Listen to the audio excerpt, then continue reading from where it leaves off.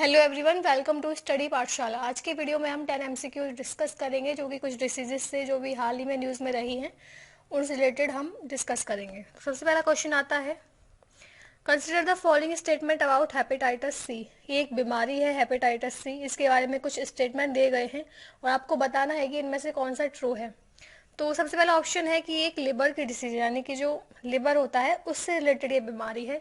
Second option है कि कुछ जो ब्लड होता है किसी और पर्सन का जो इन्फेक्टेड है और उसके हम कांटेक्ट में आ जाते हैं तो उससे फैलने का चांस इसका होता है। थर्ड ऑप्शन है कि ये ब्रेस्ट मिल्क खाने से या फिर पानी से भी फैलता है। फोर्थ ऑप्शन है कि एचआईवी इन्फेक्शन जिनको हुआ रहता है यानी कि एचआईवी की जो डिसीज हुई रहती है उस उन लोगों को भी हेपेटाइटिस सी होने का चांस रहता है। तो इनमें से कौन सा करेक्ट है? इनमें से जो सेकंड ऑप्शन है ये करेक्ट नहीं, सॉरी थर्ड ऑप्शन है ये करेक्ट नहीं है, यानी कि ये ब्रेस्ट मिल्क या फिर खाने और पानी से नहीं फैलता है। ठीक है, तो 1, 2 एंड 4 इसमें सही ऑप्शन है, यानी कि ऑप्शन नंबर ए।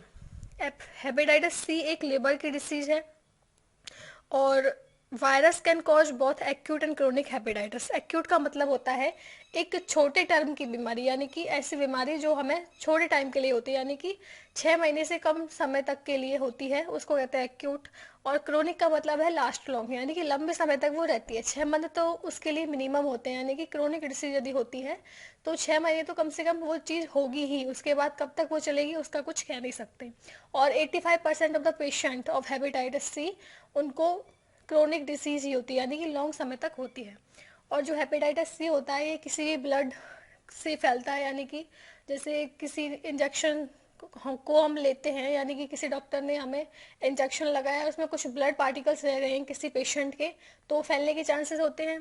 या फिर इसको जो फैलाता है जैसे प्रेग्नेंट वोमेन से अपने बच्चे में भी आ सकता है ये जो डिसीज होती है। उसके अलावा जिनको एचआईवी इन्फेक्शन होता है उन लोगों को भी चांसेस होते हैं कि उनको हेपेटाइटिस सी हो जाएगा। नेक्स्ट क्वेश्चन आता है, हाइड्रोजाई क्लोरोक्विन ये न्यूज़ में थी अभी फिलहाल में, तो ये किस चीज़ को प्रिवेंट करती है? तो इसका जो सही आंसर है ये है मलेरिया। ये मलेरिया को ट्रीट करती है हाइड्रोजाई क्लोरोक्विन। और 1940 से ये एक एंटीवायरल ड्रग रही है और बहुत ही इफेक्टिव ड्रग रही है मलेरिया को ट्रीटमेंट करने के लिए। और हाल ही में कोविड-19 के जो पेशेंट हैं उनको भी ये जो दवाई है वो दी जा रही है, लेकिन कुछ में हेल्पफुल है कुछ में नहीं है। नेक्स्ट क्वेश्चन आता है, consider the following statement regarding post intensive care syndrome. तो पोस्ट इंटेंसिव केयर सिंड्रोम क्या होता है? सबसे पहले तो इसके बारे में स्टेटमेंट दिए गए हैं वो बताने हैं। Post intensive care syndrome is made up of health problems that remain after critical illness.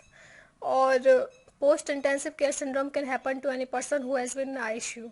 तो पहले आपको बता दूं कि पोस्ट इंटेंसिव केयर सिंड्रोम होता क्या है, यानी कि कोई भी पर्सन जिसको कोई भी गंभीर बीमारी हुई है और उसको आईसीयू में भर्ती कराया जाता है तो वो कुछ टाइम के बाद ठीक हो जाता है, लेकिन ठीक होने के बाद जो उसकी माइंड की कंडीशन होती है, यानी कि जो उसका मन होता है वो स्थिर नहीं हो पाता है, मतलब जो नॉर्मल ज़िंदगी में वो नहीं डल पाता है। किसी को एनजाइटी होती है, किसी को डिप्रेशन होता है, किसी को घबराहट होती है, किसी को हॉस्पिटल के माहौल में रहते रहते कुछ घबराहट सी होने लगती है, किसी को कुछ फिजिकली भी कुछ प्रॉब्लम हो जाती है।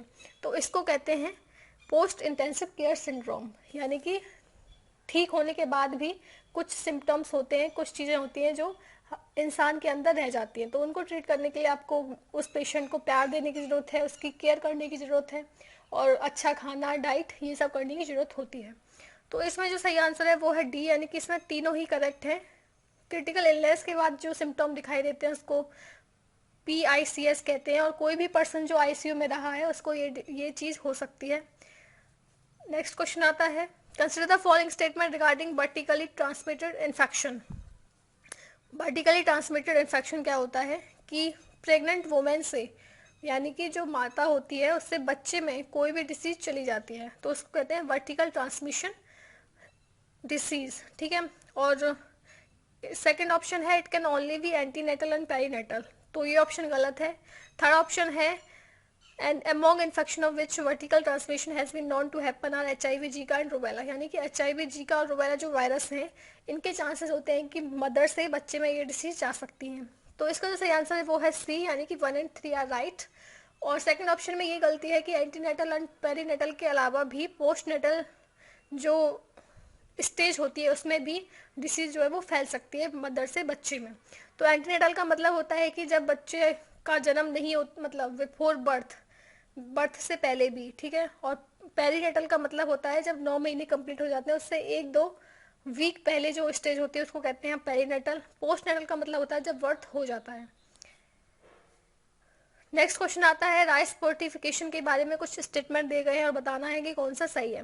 Rice fortification is the practice of increasing content of essential micronutrients, यानी कि फर्स्ट ऑप्शन में कह रहे हैं कि राइस फोर्टिफिकेशन में जो राइस होता है, जो चावल होता है, उसमें गुणवत्ता लाने के लिए उसमें कुछ इंग्रेडिएंट मिलाए जाते हैं, कुछ पोषक तत्व और ऐड किए जाते हैं ताकि जो पोषक तत्व है चावल में और दुगने बढ़ सकें और लोगों को इसका फायदा हो सके, ठीक है।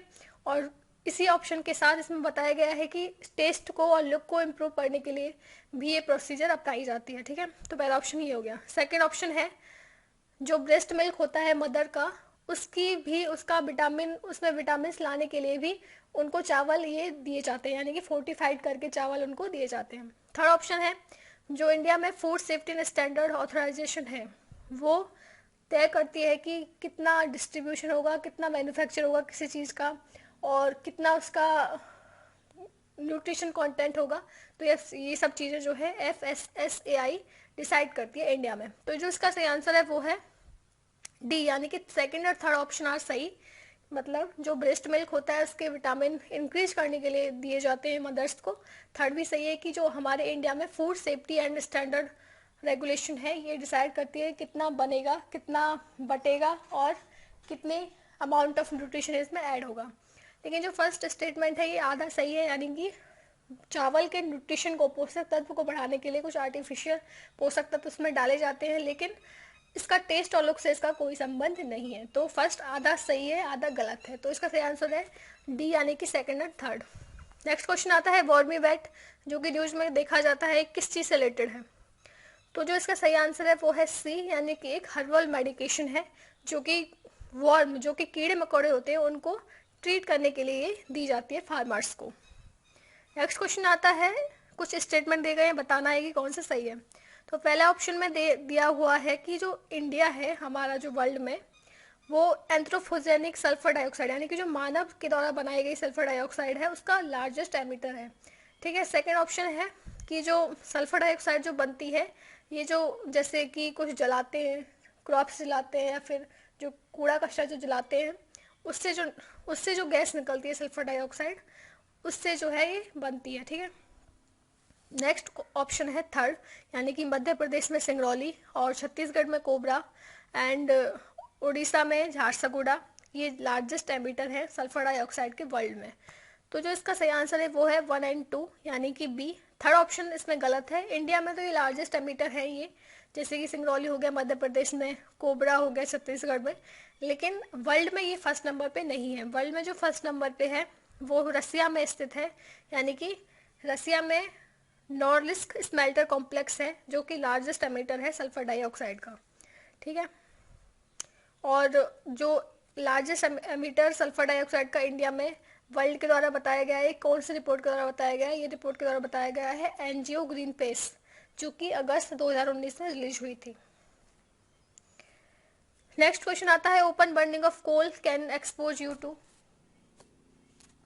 ओपन जब हम कोयला जलाते हैं तो उससे कौन कौन सी गैस निकलती है। तो beryllium, mercury, sulphur dioxide, nitrogen oxides. तो इसका सही आंसर डी, यानी कि चारों ही गैस निकलती हैं और बहुत ही हार्मफुल रहती हैं ये, ठीक है। नेक्स्ट क्वेश्चन आता है, इंटरनेशनल एनर्जी एजेंसी के द्वारा कौन कौन सी रिपोर्ट इनमें से पब्लिश की जाती हैं, जो कि ऑप्शंस में है। Energy static report, global energy and CO2 status report, energy transaction index, world energy balances. तो जो इसका सही आंसर है वो है बी, यानी कि global energy and CO2 status report and world energy balances निकाली जाती हैं इंटरनेशनल एनर्जी एजेंसी के द्वारा। और इसके अलावा जो इंटरनेशनल एनर्जी एजेंसी है वो कुछ और रिपोर्ट्स भी पब्लिश करता है, जैसे कि वर्ल्ड एनर्जी आउटलुक हो गया, वर्ल्ड एनर्जी स्टेटिक्स हो गया, वर्ल्ड एनर्जी बैलेंस हो गया, एनर्जी टेक्नोलॉजी पर्सपेक्टिव हो गया। तो ये भी रिपोर्ट है जो कि इंटरनेशनल एनर्जी एजेंसी के द्वारा पब्लिश की जाती है। नेक्स्ट क्वेश्चन है, कुछ स्टेटमेंट दी गई हैं फॉरेस्ट प्लस 2.0 जो एक लॉन्च किया गया था अभी प्रोजेक्ट, उसके बारे में कुछ स्टेटमेंट दिए गए हैं और बताना है कि कौन सा सही है। पहला स्टेटमेंट है कि जो ये REDD+ होता है और MO ministry of environment forest and climate change इसने लॉन्च किया है ये फॉरेस्ट प्लस 2.0। ठीक है, तो इसका पहला ऑप्शन गलत है, यानी कि ये REDD ने नहीं लॉन्च किया है, ये लॉन्च किया है US agency for international development and India और इंडिया में से किया है ministry of environment forest and climate change ने, दोनों ने मिलकर फॉरेस्ट प्लस 2.0 लॉन्च किया है। सेकंड ऑप्शन है पायलट प्रोजेक्ट में 3 लैंडस्केप चूज किए गए हैं, जैसे कि बिहार में गया, केरला में तिरुवनंतपुरम एंड तेलंगाना में मेदक। तो ये 3 स्थान चूज किए गए हैं इस प्रोजेक्ट के लॉन्च के लिए। ये क्यों किए गए हैं? क्योंकि बिहार में जो फॉरेस्ट की कमी है और तेलंगाना में सूखा एरिया है और जो केरला में नेचुरल बायोडाइवर्सिटी है, तो इसलिए इन तीनों को सिलेक्ट किया गया है।